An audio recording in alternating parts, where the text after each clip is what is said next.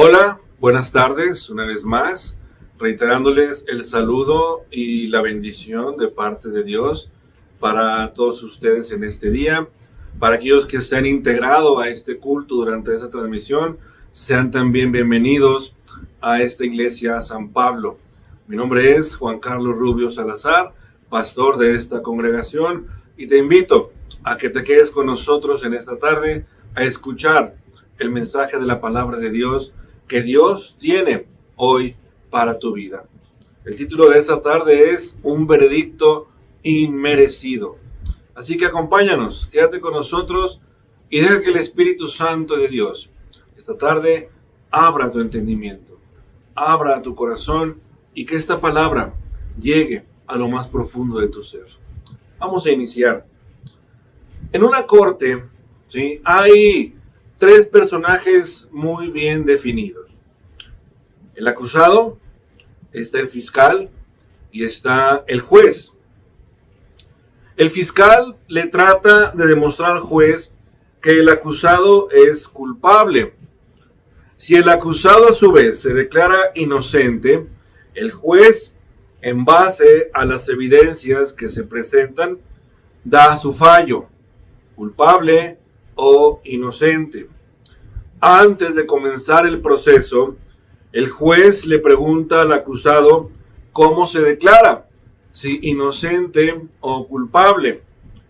Vamos a considerar qué es lo que sucede o qué sucedería en ambos casos. Si el acusado se declara inocente, es posible que en base a la evidencia que se desahogue en este juzgado, el juez lo pueda declarar inocente.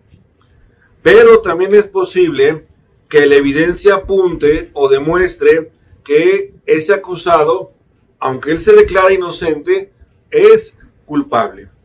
Ahora bien, si el acusado se declara culpable, generalmente ya no hay un proceso legal que seguir, ¿sí?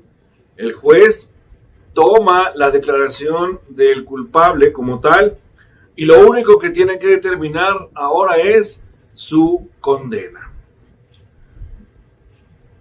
Yo no sé si alguno de ustedes en alguna ocasión haya visto o conozca de un caso en donde el acusado se declare culpable y luego el juez lo juzgue inocente. Casi siempre es al contrario, como ya lo habíamos mencionado. Sin embargo, hay una corte. Esta es la corte celestial, ¿sí? Y este tipo de ejercicios sucede de manera muy frecuente. Si tú quieres, fíjate bien, si tú quieres que Dios te declare inocente, aún siendo culpable, te invito a que escuches el siguiente pasaje de la palabra de Dios. Romanos, capítulo número 3, versículos 21 al 26. Si tienes tu Biblia a la mano o tu dispositivo, busca Romanos, capítulo 3, versículo 21 al 26. Fíjate lo que dice la palabra de Dios. Pero ahora, aparte de la ley, se ha manifestado la justicia de Dios, testificada por la ley y los profetas. La justicia de Dios por medio de la fe en Jesucristo para todos los que creen en Él. Porque no hay diferencia, por cuanto todos pecaron y están destituidos de la gloria de Dios, siendo justificados gratuitamente por su gracia, mediante la redención que es en Cristo Jesús, a quien Dios puso como propiciación por medio de la fe en su sangre, para manifestar su justicia, a causa de haber pasado por alto en su paciencia los pecados pasados, con la mira de manifestar en este tiempo su justicia, a fin de que Él sea el justo y el que justifica al que es de la fe de Jesús. Esto es palabra de Dios. Se ha dicho, ¿sí?, que posiblemente este pasaje de la Biblia, en el cual hoy nos hemos referido y vamos a estar meditando en él, es el más importante que jamás se ha escrito, ¿sí? Algunos comentaristas bíblicos o teólogos lo llaman el corazón del Evangelio. El comentarista bíblico Hunter dice al respecto de este pasaje, dice, habiendo diagnosticado la enfermedad del hombre, Pablo describe ahora la cura ofrecida por Dios.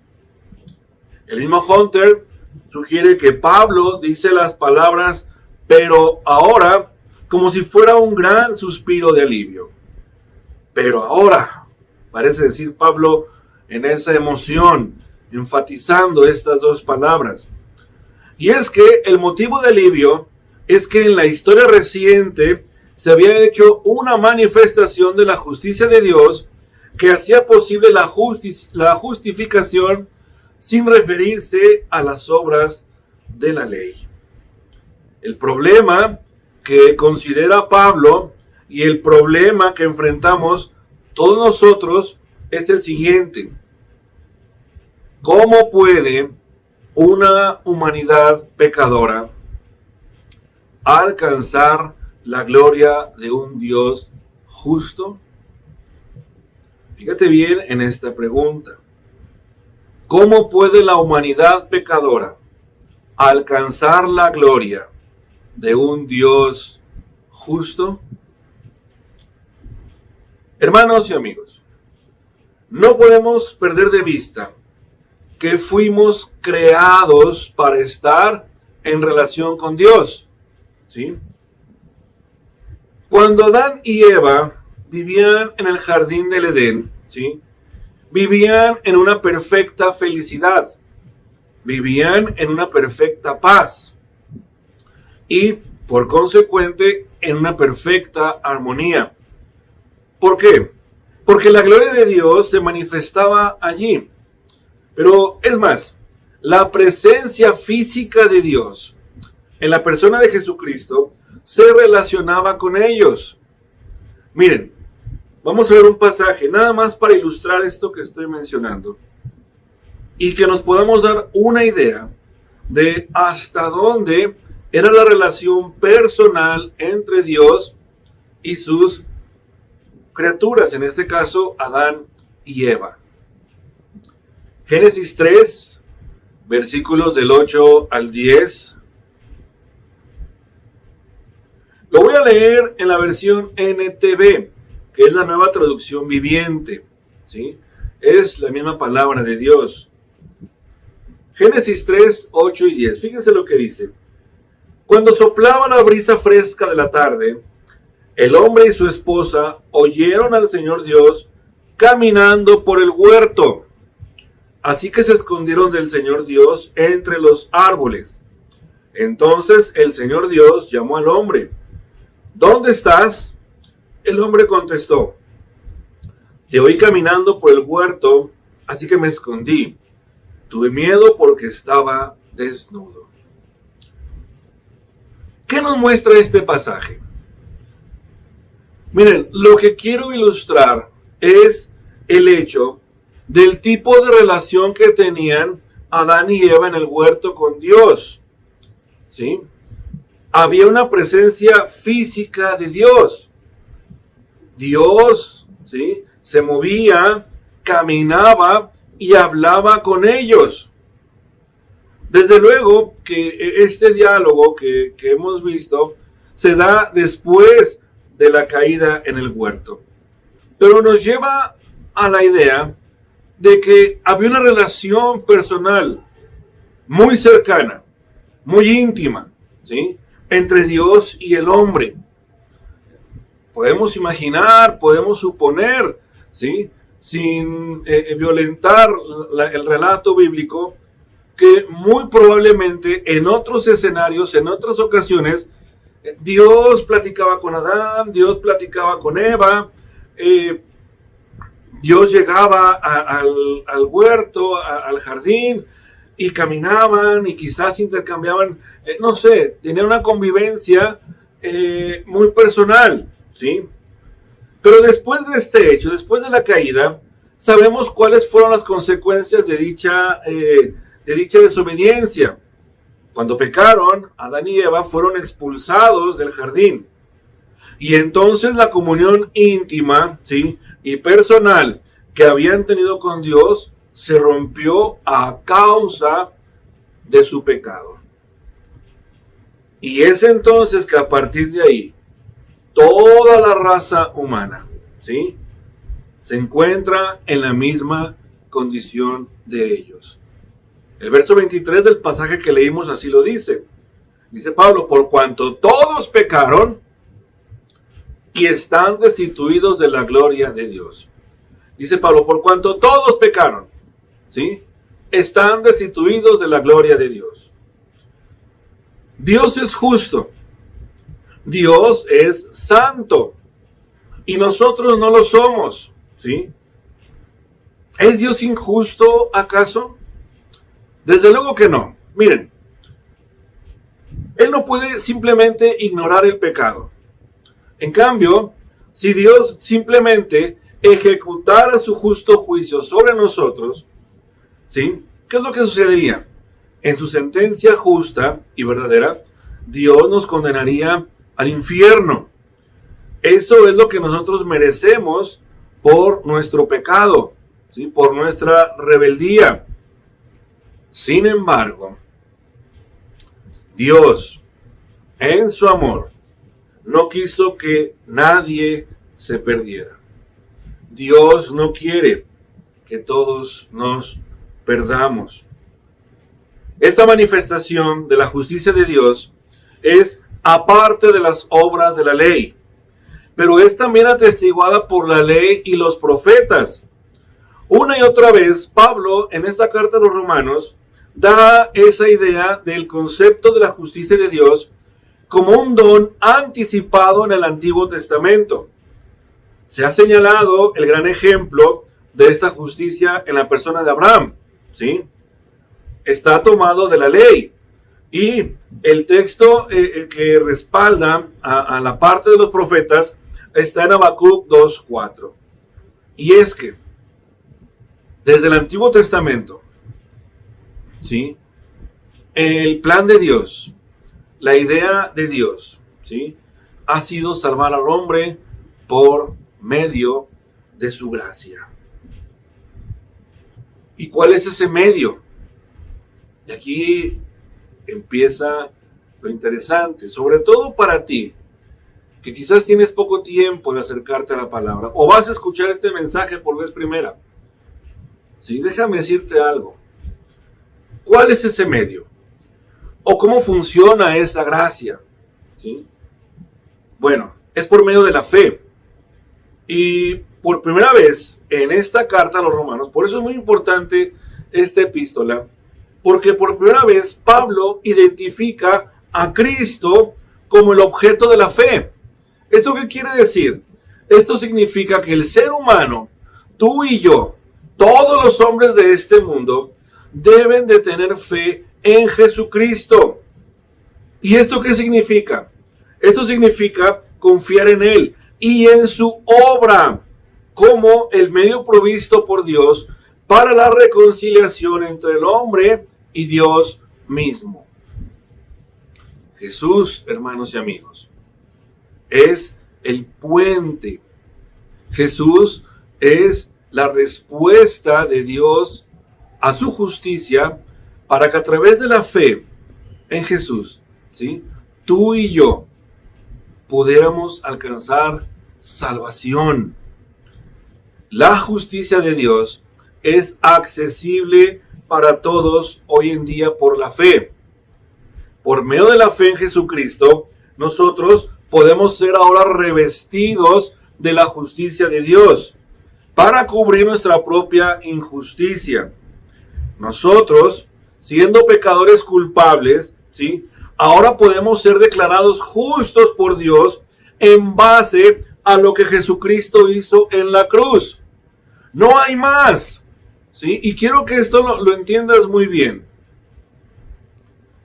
Nuestra salvación, ¿sí?, no depende de que si nos portamos bien, o somos buenas personas, o hacemos buenas obras, o no nos metemos con nadie, o respetamos la vida, etcétera, etcétera. Muchos de estos argumentos que la gente que no se ha entregado a Cristo cree que actuando de esa forma van a alcanzar salvación. Lo cierto y verdadero es que únicamente por los méritos de Jesús en la cruz, ¿sí?, y nada más por ese hecho, el hombre, tú y yo, ahora somos revestidos de esa justicia de Dios. Y esto es como para que la iglesia en este momento dijera un amén de forma unánime, ¿sí? Y esto es lo que dice el verso 24 del pasaje que leímos. Por la gracia de Dios, es decir, sin hacer nada para merecer ese favor, podemos ser declarados justos. Amén. Sin hacer nada. Y esto es lo increíble de la gracia. No lo merecíamos. Merecíamos ir a la cruz, merecíamos el justo juicio de Dios. Pero Dios en Jesucristo tendió ese puente, ese medio para que a través de la fe en Jesús y en su obra, tú y yo pudiéramos alcanzar salvación y vida eterna. Esto es lo que significa ser justificados, ser declarados no culpables, ¿sí? Miren, en algún día, en algún momento de la historia, ¿sí?, habrá un gran juicio para toda la humanidad. En ese día, en ese momento, tendremos que responder por nuestros pecados. La pregunta esta tarde es, y en especial para aquellos que no se han acogido a esta gracia, es: ¿qué excusa le vas a dar a Dios por tus pecados? Y es que esto que voy a mencionar es tremendo. Miren, en aquel día, ¿sí?, nadie, absolutamente nadie, podrá levantar su dedo y apuntando a Dios decirle: eres injusto. Eres injusto porque nadie me habló de ti. Eres injusto porque yo no sabía, yo no supe lo que iba a suceder. Lo dramático y a la vez trágico para muchos en ese momento será darse cuenta que será ya muy tarde para salvarse. Piensa esto. ¿Cuántas oportunidades hemos tenido en vida, ¿sí?, para que nos podamos acoger a esa gracia salvadora? ¿Cuántas veces Dios no habló de una y otra forma a tu vida? ¿Cuántas veces Dios, a través de muchas formas, se manifestó en tu vida? Y el hombre, en su constante rebeldía, siempre pospuso, siempre argumentaba, siempre se vanagloriaba, ¿sí?, de que no era necesario Dios, de que eso es cosa de locos, de que la religión no sirve. Y en su extravío, ¿sí?, en su mente entenebrecida, dejaron pasar esas oportunidades, hermanos y amigos. Y sobre todo, repito, aquellos que no se han acogido a esta gracia. En aquel día, en el día en que todos compareceremos delante de Dios, no habrá segundas oportunidades. Debe de haber dolor en nuestro corazón por las almas que se están perdiendo. Y no necesito decírtelo, porque lo hemos dicho en otras ocasiones. Empezando por nuestros afectos más cercanos y entrañables. Debe de haber dolor, debe de haber angustia, pero también debe de mantenerse firme, ¿sí?, la consigna de seguir pidiendo por ellos, de seguir intercediendo por ellos, y a la vez hacer nuestro trabajo, que es compartirles, que es anunciarles, que es hablarles, que es subirle el volumen a esta palabra. Hermanos, Estamos en un tiempo donde es urgente que las personas escuchen un mensaje que va a trascender en la eternidad. Es urgente que la gente conozca el amor de Dios, que la gente sepa que Dios le ama, Dios te ama. Lo dijimos la semana pasada y hoy lo reitero, porque todo esto que estamos viendo tiene que ver con el amor de Dios. Por una razón inexplicable e incomprensible, Dios nos ha amado de tal manera que dice la Biblia, nos ha dado a su Hijo único, para que todo aquel que crea en Él, en Jesucristo, no se pierda y tenga la vida eterna. Y de eso se trata. Debe de haber quebranto en nuestro corazón por aquellos que se niegan y se han negado y han pospuesto y siguen posponiendo su entrega a Jesucristo. Dios no quiere que nadie se pierda, sino que todos procedan a un arrepentimiento y que ese arrepentimiento a su vez abra la puerta de la gracia salvadora. Tal vez tú estés pensando esta mañana, bueno, pastor, es que eso ya lo sé. He sido cristiano toda la vida, soy cristiano de tercera generación en mi familia, soy alguien que ya se convirtió, ya me bauticé, ya voy a la iglesia, asisto a los cultos, leo la Biblia, hago oración. ¡Qué bueno! ¡Gloria a Dios!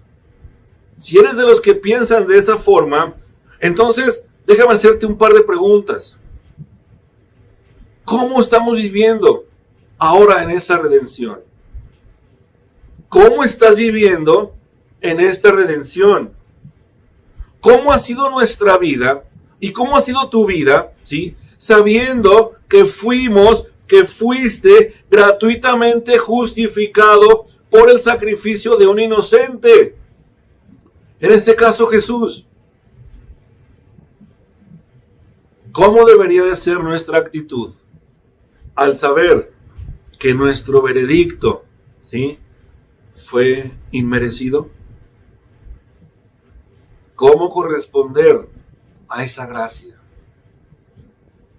Si eres de los que piensan, como yo lo apuntamos antes, de que este mensaje tú ya lo conoces, o ya conoces todo esto, bueno, la pregunta ahora va en ese sentido.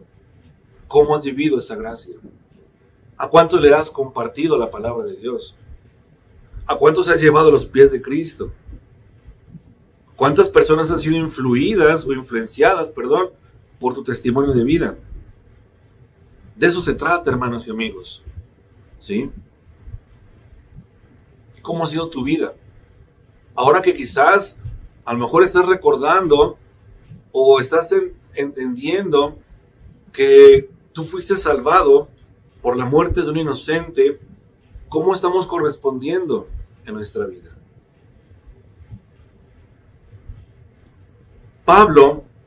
El apóstol Pablo, amplía el sentido de lo que significa la salvación. Ahora lo hace por medio de otra figura. La palabra traducida redención quiere decir liberación o emancipación. ¿Sí?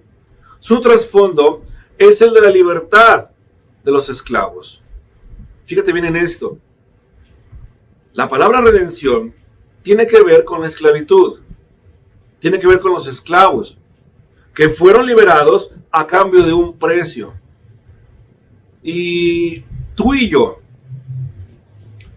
sé que físicamente no, pero espiritualmente éramos esclavos del pecado. Antes de conocer a Cristo, nuestra vida estaba en tinieblas. Antes de conocer a Cristo, vivíamos en los placeres del mundo. Antes de conocer a Cristo, éramos desobedientes, éramos altaneros, éramos groseros, éramos lujuriosos, éramos idólatras. Antes de conocer a Cristo, nuestra vida estaba condenada a una eternidad en la oscuridad, en el infierno. Pero ahora, ¿sí?, en esa redención, hubo uno que pagó para que fuéramos sacados de esa prisión. Hubo uno que pagó con su vida, siendo inocente, para que tú y yo fuéramos liberados de esa esclavitud. Vale decir, y es una verdad, que Cristo es la causa, o Cristo fue el instrumento de Dios para nuestra redención. Esta acción significa libertad. Hemos sido liberados de las cadenas del pecado, hermanos. Hemos sido liberados de esas prisiones que nos tenían atados a las malas cosas, a las malas obras en este mundo, ¿sí? Y de esa forma, ¿sí? Fuimos liberados de la esclavitud del pecado, convirtiéndose así en nuestra liberación de la justa condenación de Dios, de la ira de Dios. Pablo procede en la primera parte del versículo 25 a describir esta acción redentora realizada en Cristo Jesús. Dios ha puesto a Cristo como expiación por los pecados del hombre. Fíjense bien en esto. Dios ha exhibido públicamente a Cristo como el modo de expiación de los pecados del hombre. Si bien es cierto, el término expiación ha sido motivo de mucho debate y mucho intercambio de ideas a través de los tiempos, hay una parte del pensamiento bíblico que apunta a que la expiación tiene que ver con el asiento de la misericordia, ¿sí? Y esto lo podemos ver en una figura tipo que apunta a la obra redentora de Jesús en Éxodo 25. En algunas traducciones de la Biblia, la palabra expiación se refiere a que fue un instrumento del perdón. En otras se traduce como sacrificio de expiación. En otras se traduce como instrumentos de propiciación. La frase que Pablo emplea de que cuando se refiere a que en su sangre, ¿sí?, ha de entenderse con el término que Dios ha puesto, ¿sí?, a través del sacrificio de Jesús, a través de su sangre que fue derramada en la cruz del Calvario. Ese acto, ese hecho, ha expiado nuestros pecados. Cristo, exhibido públicamente en su muerte, es el instrumento de perdón para toda la humanidad. Pero, para que tú puedas acceder a esa gracia, todo esto que he mencionado, el sacrificio de Jesús, su muerte y su sangre derramada en la cruz, esa obra redentora, tienes que creerla teniendo fe. No con la fe de la mente, sino con la fe del corazón. Esa fe que dice, verdaderamente, Jesús murió por mí. Amén.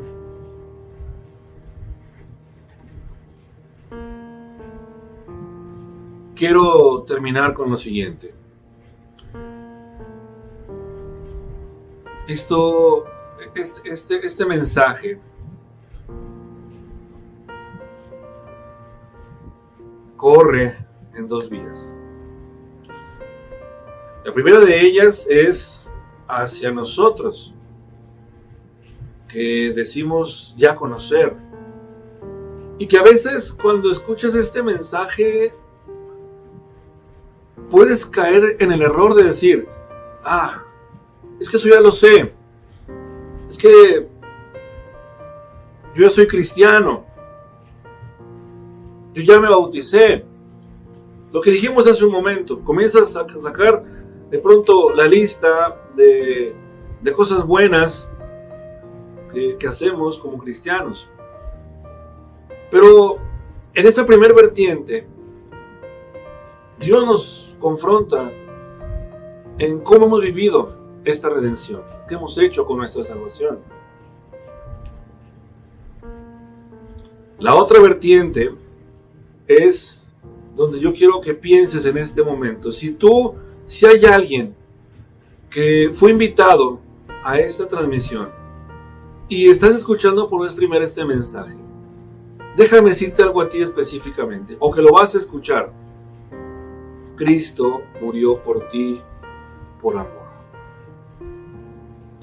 Lo que hoy tu corazón, tu alma, tu vida necesitan es la presencia de Jesús dentro de ti. Para que tu vida tenga sentido, para que tu vida comience a encontrar el sentido del por qué está en este mundo, tú necesitas hoy decirle a Jesús: Señor, verdaderamente creo que tú moriste por mí. Y quiero llevarte también a esto. Quiero que pienses en este momento en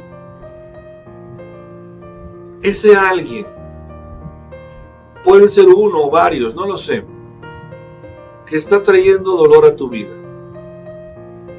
Porque sabemos cuál es el destino de aquellos que se niegan a esta gracia.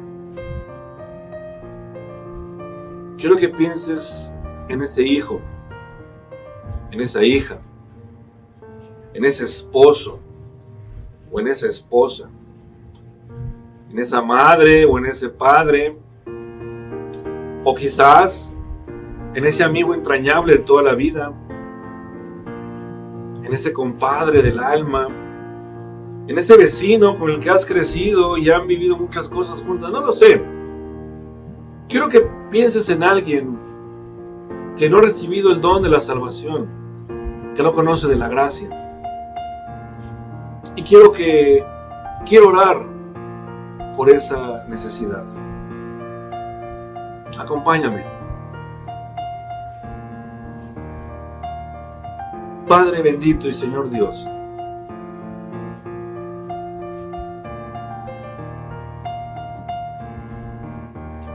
¿qué más quisiéramos nosotros, Señor? Que abrir los corazones, Señor, endurecidos, de nuestras familias, de nuestros amigos, de nuestros vecinos, de nuestros compañeros de trabajo, Señor. Y meter esta palabra en ellos, Señor, para que crean. Pero no lo podemos hacer, Señor. Pero tú sí puedes hacerlo, Padre mío, en esta hora. Señor, en esta tarde, escucha, Señor, el murmullo, escucha la oración de aquellos que están intercediendo por ese alguien que aún no conoce de la gracia. Señor, y en esta hora toca ese corazón de ese hijo rebelde, de ese hijo necio, de ese hijo que se resiste y se resiste y se resiste. Señor, toca su corazón esta tarde. Padre, toca el corazón de ese esposo rebelde, duro, que se resiste a creer.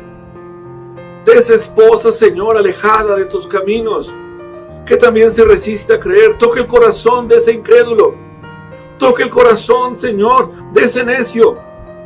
Aunque ya no tengan argumentos, Señor, aunque no tengan argumentos válidos, verdaderos, Señor, pero en su necedad, en su rebeldía, siguen alejados de ti, Padre. En esta hora te suplicamos por ellos.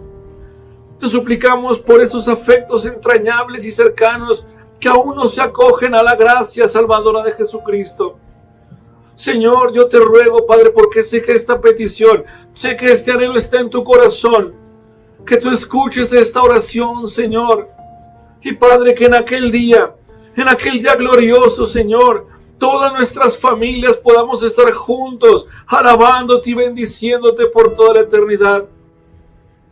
Señor, que nadie se quede, Señor. Que nadie, Señor, sea condenado a la perdición, al infierno, Señor. Dios bendito, aviva un espíritu, Señor, que predique, que comparta, Señor. Reviste, Señor, ahora a tu iglesia. Aquellos que decimos ya conocer de esta gracia, revístenos de una nueva santidad, Señor. De una santidad que verdaderamente impacte, mueva y sea de influencia para los inconversos. Señor, en este mundo hay tanta gente que aún no escucha de tu nombre. Levanta una iglesia, Señor, que proclame, que profetice, Señor, a través de tu palabra y a través del testimonio personal, que Jesucristo vive, que Jesucristo reina, que Jesucristo ama a ese hombre, a ese humano. Padre, en esta hora yo pongo esta petición bajo tus manos. Te ruego, Dios bendito, en el nombre de Jesús, que tengas piedad, que tengas misericordia de esta humanidad que está sin conocerte, incluidos nuestros familiares y amigos. A ellos en esta hora los encomendamos bajo tu cuidado. Alarga, Señor, por favor, alarga un poco más el tiempo de esta gracia. Sabemos que los tiempos no son los mejores. Sabemos que estamos en los tiempos finales, pero por favor, Señor, alarga un poco más esta gracia, Señor, para predicarles, para hablarles, Señor, de tu bondad y de tu amor. Te lo rogamos en el nombre de Jesús. Te lo rogamos en aquel que vive y reina por los siglos de los siglos, en el nombre de aquel que vive y que reina por los siglos de los siglos. Amén, Señor. Amén.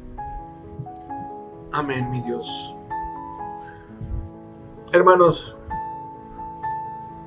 Dios les bendiga. Dios te guarde. Sigue orando. Sigue orando. No dejes que tu corazón se enfríe. No dejes que en tu corazón se escuche esa voz que diga: para Él es imposible alcanzar salvación.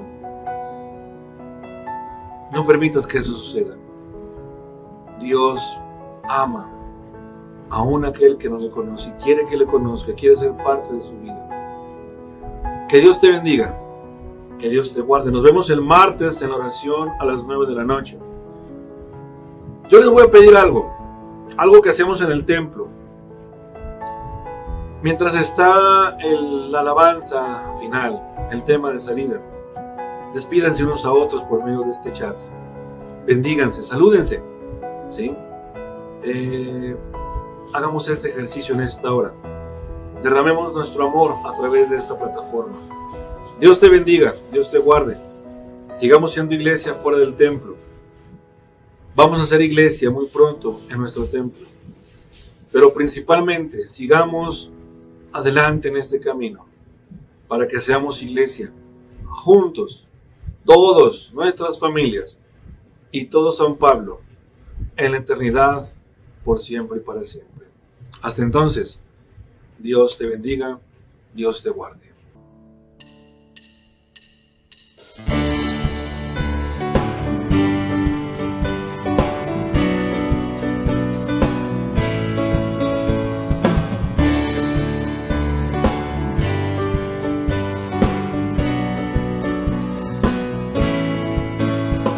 Cadenas de la muerte me quitó, para mí ya no hay condenación, hay libertad, libertad. Siendo esclavo del pecado me libró, en la cruz compró mi redención.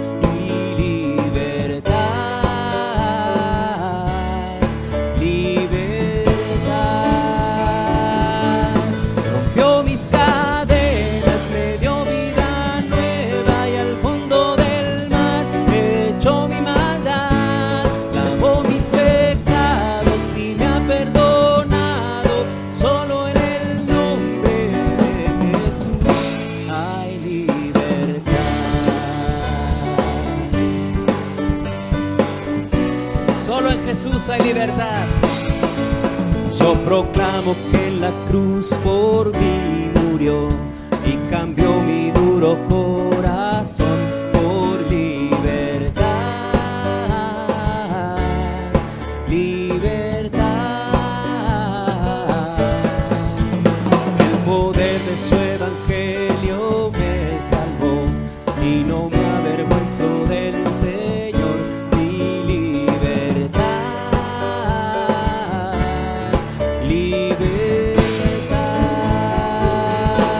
Rompió mis cadenas.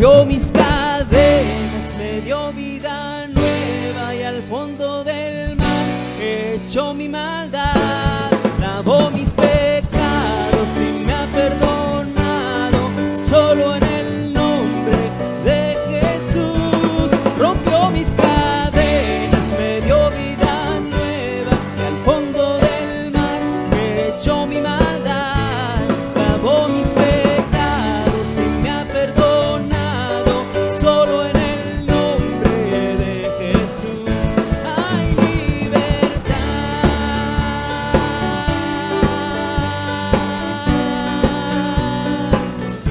Hay libertad.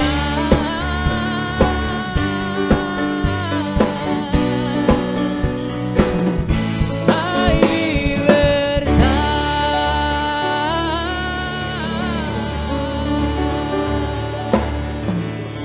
Aleluya. Gloria a Dios, hermanos.